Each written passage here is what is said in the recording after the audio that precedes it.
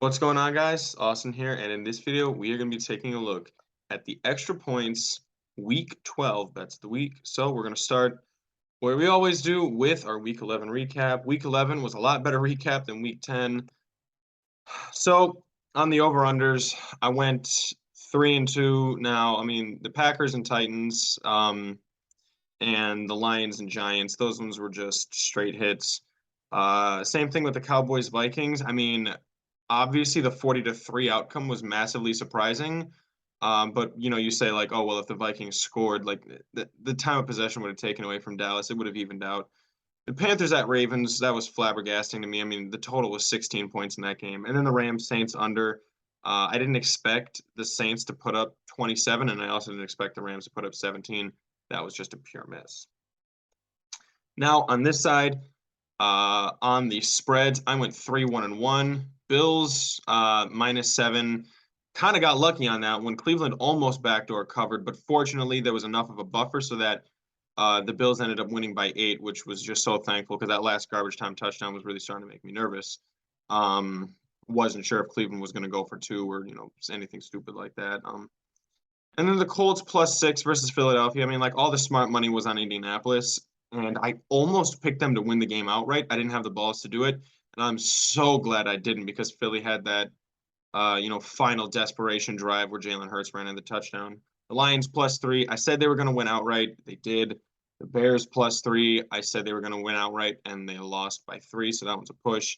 And then the Jets +3.5 at New England. I mean, I was I was 30 seconds away from either a field goal, either way, the game going to overtime and being decided definitely by a field goal, or just a straight up tie.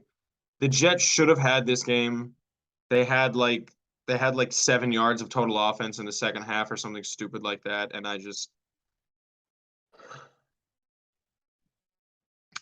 cannot believe that I lost that bet. It is mind-boggling to me that I took the L on that one. But that puts us still just below 500. We are treading water, and this week looks really fantastic. The over-unders especially, but let's take a look at what we've got. We're going to start with the Giants at the Cowboys. That over-under set at 45.5. Now, Giants on the road are 4-0 hitting the under, and Dallas at home is 4-1 hitting the under. Both of them are between 3.8 and 4.6, under. I like that number right there. Both the Cowboys coming, I think, in a little bit too haughty offensively, and I think the Giants are coming in defeated after giving up a lot of points to the Lions. And I think that line is going to regress. I wouldn't be surprised if the winner of this game scores 21, maybe 17, somewhere in that range. Next, I like the Texans and Dolphins under 46.5. Now, the one time that I bet the Miami Dolphins under at home is the one week that they scored damn near 40 on their own at home. Now, Houston is 3-2 betting the unders away. They are -6.2. Miami is 4-1 betting the unders at home with a -10.2. So that's 16.4 points on the underswing right there. That would mean that this game would be a total of 30, which is just absolutely crazy. Now, I think there's a little bit of a strength on strength matchup here, which is why I like it.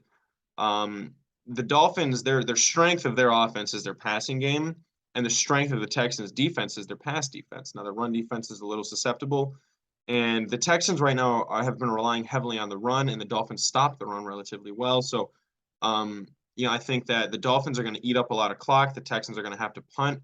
To me, this one feels like the Dolphins are probably going to win this game 24, maybe 27-10, something like that.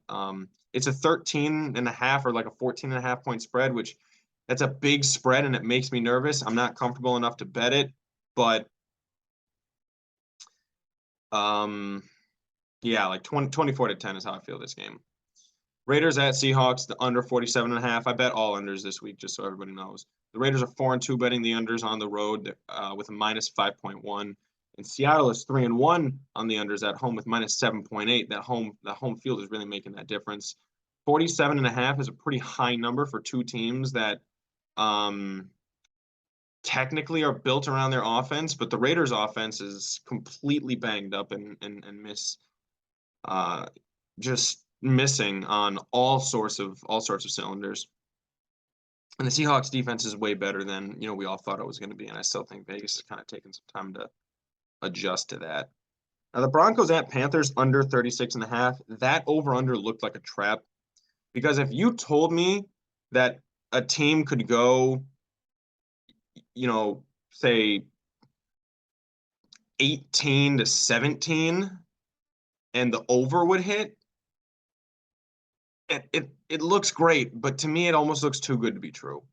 Now, I think that part of this might have to do with Sam Darnold starting for the first time, which, if you ask me, Sam Darnold has always been the best quarterback on the roster, which is why in the future we'll see that why I like the Panthers in this game. But that over under 36.5, it seems too low not to take the under, which I know sounds crazy, but it's like I think they know something, and I think they're daring you to take the over. Denver's 3-1 betting the unders on the road with an average of -6, while Carolina is 4-2 betting the unders at home with an average of -0.3, which that would lead out to this game being a total of about 30 points, which, if you ask me, 17-10, I think wins this game. I think that's what it's going to look like. And then the Rams at Chiefs, under 43.5. This is another line where I don't really. It seems low for a Chiefs versus Rams game, especially considering they have the highest scoring game of all time. But I mean, that's a different Chiefs team, and that's a different Rams team. Now the Rams, they're 3-1 on the under on the road with a -8.1 average. Now all of these are minuses this week, and that's why I like these. Kansas City is 4-1 on the under at home with a -4 or 3.9. So that comes out to -12. The score of this game would end up being around 31. I think the Chiefs are probably going to score all the points in this game. Stafford's out. Now Stafford had both touchdowns for the Rams last week. Cooper Kupp is out. They just cut Darrell Henderson, which means that Cam Akers is going to be taking a bigger role. So, maybe that spark for him kind of picks some things up. But the Chiefs' strength is their run game, their run defense rather, and it's definitely not their secondary. And I don't think that whoever the third string quarterback is, because John Wolford and Matthew Stafford won't be starting this week. I like the under. I expect the Chiefs to win this game, but honestly, it could be 31-3. And I wouldn't be surprised by that in the slightest. Now, for the spreads, I like Carolina plus 2.5 because I'm getting points from a team that arguably could be better. Carolina and Denver, these are the two worst teams in the National Football League. People think that Carolina, they're selling, ruined them. But I mean, so far, they've played well since they sold Christian McCaffrey and since they got rid of Robbie Anderson. They kept their defensive players, so that'll help them against Denver, with that atrocious offense, because at least Denver won't even be able to put their weakness on another team's weakness. Carolina is 3-3 at home against the spread with an average of plus 3.8 points, while Denver is 1-3 against the spread on the road with a -4.3. So that swing is over a 7-point swing. Carolina should be getting 3 points just to be at home. Considering that, as a home game, you get about 3 points from Vegas for that home field advantage. So that means that, like, if this game were played on a neutral field, they would expect Carolina to be a 5.5 underdog. Or if this game were played in Denver, Denver would be favored by 8.5, which is ridiculous. Would you bet Denver -8.5 against Carolina? Because I certainly wouldn't at home anywhere. Seahawks -3.5 versus Las Vegas. Seattle is 3-1 at home against the spread with an average of 6.4 covering that, while Vegas is 2-4 on the road against the spread, -4.3. Again, that's a 10-point swing right there. Seattle at home, much better than Seattle on the road. That 3.5, again, we talked about the home field advantage. It's disrespectful. If this game were played on a neutral field, they would favor Vegas, or they would favor Seattle by 0.5 point, which doesn't feel right. And if this game was in Vegas, they'd favor Vegas by 2.5 points, which still doesn't feel right, because I feel like I'm getting the better defense. I feel like I'm getting the far better coach, and I'm getting, honestly, the better quarterback passing game overall. The more consistent run game, I feel like I get the better offensive line. I feel like I get better situational football with the Seattle Seahawks. So bake in that home field advantage. Let's just say neutral field. Do I pick the Seahawks to win the game or not? Yes, I do. I'm taking the Seahawks minus 3.5. The Colts minus 2.5 versus Pittsburgh. I went back and forth on this. Colts are at home. Same kind of thing here. If it was a neutral field, Pittsburgh would be favored by half a point. I don't like that. Indianapolis is 3-2 at home against the spread, but they're barely covering it by plus 0.7 rather. While Pittsburgh is 2-3 away against the spread, but they're failing to reach that margin by 5.6 points per game. Now, part of the reason why I'm taking the Colts here is because the Colts are playing much better football as of late. Now, they won a 5-point game against the Raiders a couple weeks ago on the road, and then they lost a 1-point game that the Eagles needed to come back to score a touchdown to go up by 1 point. This last week at home under Jeff Saturday with Matt Ryan back in the starting lineup and with Jonathan Taylor looking a lot like his old self again. So a lot of what I like here is that the Colts' weakness is also put on the Steelers' weakness. Steelers' weakness is their secondary, and the Colts' passing game is the weakest part of their team. And the Colts' strength is put on somewhat of the Pittsburgh Steelers' strength, run offense versus run defense. And so if you're telling me I get the home team, I get the team that's been better all season, I get the veteran quarterback against bad corners, and I get arguably the best running back in football. Jonathan Taylor, if you would have said last year he's the best running back in football, that would have been obviously true.